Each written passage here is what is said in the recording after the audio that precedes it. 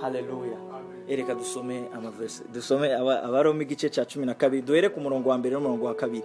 Ndashaka no munsi tuvuge ku kintu ca identification.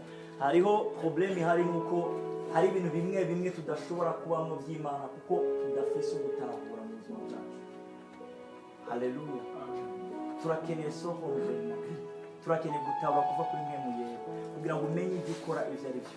Kugira ngo utatone dans le monde spirituel ntibatatone. Ntibatatone. Utegereza kumenya icyo uri kurasengera icyo ari cyo. Utegereza kumenya no kumupira gusengera. Na autorité ufise mu buzima bwawe. Imana yaguhaye biciye mu jambo ryayo. On doit avoir cette révélation. Kugira notre façon de vivre avec Dieu, uburyo tugendana n'Imana bugira ikimanzi muri isi igaragara. Abantu bakubone babone kuri cete cy'ukuri cya Kristo. Cyanditswe na Mwemwe. Rero utegerezwa gutahura icyo bita impemu yo guhishurira. Itegerezwa kuba ku buzima bwawe kugira ngo ibintu byose usoma ubitahure uhishurirwe na Mwemwe yera hama ubipratike ubikore. Ikintu udatahura ntushobora kubwikora, ushobora kwivugisha umunwa ariko ntushobora kukibamo. Intango y'ibintu byose nuko dutahura tugira imizi mu ijambo ry'Imana, tugira imizi mu Mana, tugatahura notre appel, tugatahura notre identité, tugatahura aho Imana yadushize n'uburyo dukwiriye kubaho, tugatahura uko ibintu by'Imana bimeze kugira ngo ntidupfe gukubita uko nyene. Hari n'igihe ushobora kublasphema contre Dieu utabizi parce que tu manques la connaissance. Muri Hosea bavuga ngo ubwoko bwanje burahonye kubwo kutamenya ijambo ry'Imana. Dusomere umurongo wa mbere n'umurongo wa kabiri.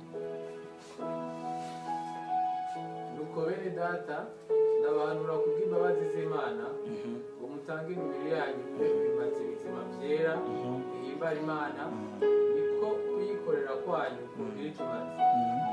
Ntimushushanywe n'iby'iki gihe, yamara muhinduke bwose mugize imitima misha kugira ngo mumenye neza iby'Imana igomba ibyo twita bishimwa bitunganye bwose. Alléluia. Quand on dit Français, ne vous conformez pas au siècle présent, mais soyez transformés par le renouvellement de l'intelligence, afin que vous discerniez quelle est la volonté de Dieu, ce qui est bon, agréable et parfait.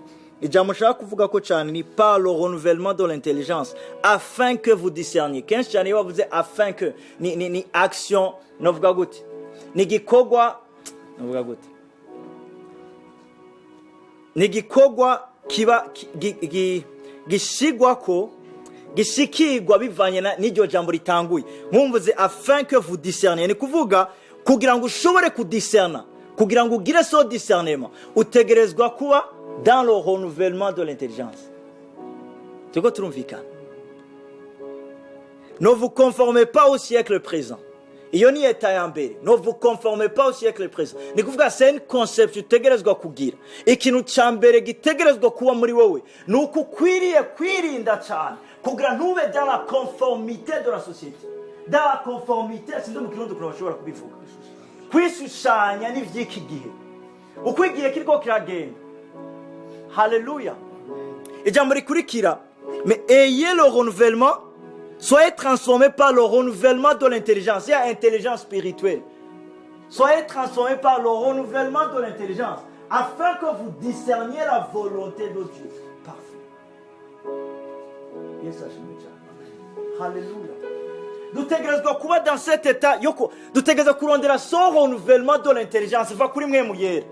Ijambo ry'Imana rivuga ngo la parole de Dieu est comme une épée à deux tranches, capable de séparer l'âme et l'esprit. Alléluia. Ni kuvuga ko le renouvellement de l'intelligence ibera d'abord dans la parole du Seigneur, kuko ijambo ry'Imana niryo rifise ububasha bwo gushobora guhindura ivyumviro byawe. Novuga gute hariho ukuntu societe yakwigishije uko ukwiriye kubaho, hariho ukuntu societe yakwigishije uko ukwiriye kuvuga, uko ukwiriye kwiyumvira, ariko ijambo ry'Imana rizana ivyumviro bishasha mu buzima bwawe kugira ngo ushobore kuronka le renouvellement de l'intelligence. Kenshi cyane turashobora guferinga cyangwa tugahusha umugambi w'Imana atari uko imitima yacu imeze nabi, ariko tudatahura la volonté de Dieu. Alléluia. Soyez transformés par le renouvellement de l'intelligence.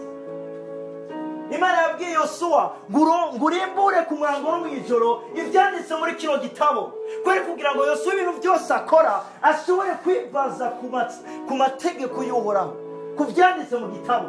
Iyo niyo garanti ya succès, iyo niyo garanti yo entreprise yategerezwa kugira, yategerezwa kugira so fondement muri entreprise yose. Iyo niyo bita mu cyongereza guideline, lindo guide, umurongo wo gutumbera. Uno munsi birababaje ukuntu ijambo ry'Imana Pawulo nawe yabwira Timoteyo ngo kuva ukiri umwana mutoyi wanyuze amajambo y'Imana, icyo gitabo ukizi. Haleluya. Pawulo araserura ibanga rikomeye rya Kristo ngo icyubahiro, la gloire, l'espérance de gloire muri twebwe Christ, l'espérance de la gloire. Murazi igituma yashoboye kubihishura. Yari umufarisayo, yarazi ibyanditswe. Ba Petero barabarovyi, hari abo bashoboye kuvuga barageza, ariko kubera afise iyo avantage yo kumenya ibyanditswe indani, yarashoboye kumenya. Yesu ariko namwishurira, yaramwereka, yarashobora kuba afise bagage y'ahantu ashobora kumwigishiriza. Uno munsi mwe muyerondera ukuntu yigisha imitima yacu, ariko nta bagage dufise muri twebwe. Ushobora kubyita ngo bivuye ku mugwanizi udafise bagage, munsi ko byanditswe. Yesu ariko arahangana na Satani, yamubwira gute? Haranditswe ukundi, ngo haranditswe uku. Kandi amajambo yose Satani yabwiye Yesu yari amajambo avuye mu ijambo ry'Imana, byari byanditswe. Ni kuvuga yuko uri umuntu ari low wari gushobora kubikora. Alléluia. Ayez le renouvellement de la transformation. Soyez transformés par le renouvellement de l'intelligence. Izi nyuguti turazikeneye kuzimenya, kuko nizo mpemu yarakoresha kugira ngo zihindure ubuzima muri wewe. Ntibiva mu kirere.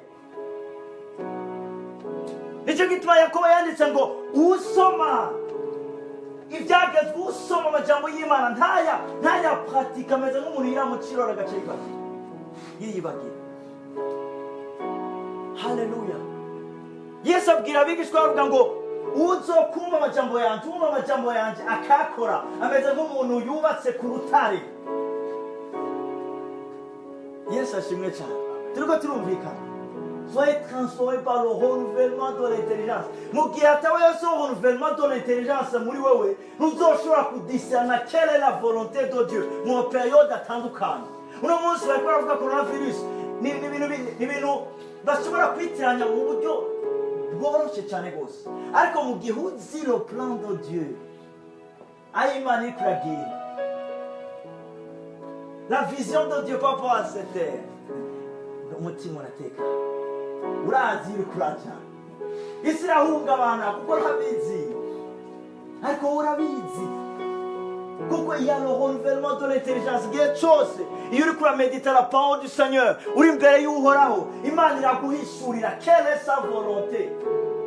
La volonté parfaite de Dieu est agréable. Alléluia. Ne vous conformez pas au siècle présent, mais soyez transformés par le renouvellement de l'intelligence, afin que vous discerniez quelle est la volonté de Dieu, ce qui est bon, agréable et parfait. Ce qui est bon, agréable et parfait. Alléluia. Urakeneye kumenya la volonté parfaite de Dieu. Urakeneye kumenya ce qui est agréable au Seigneur. Ariko vyose biva kuri ki urufunguruzo rumwe gusa, transformation par le renouvellement de l'intelligence.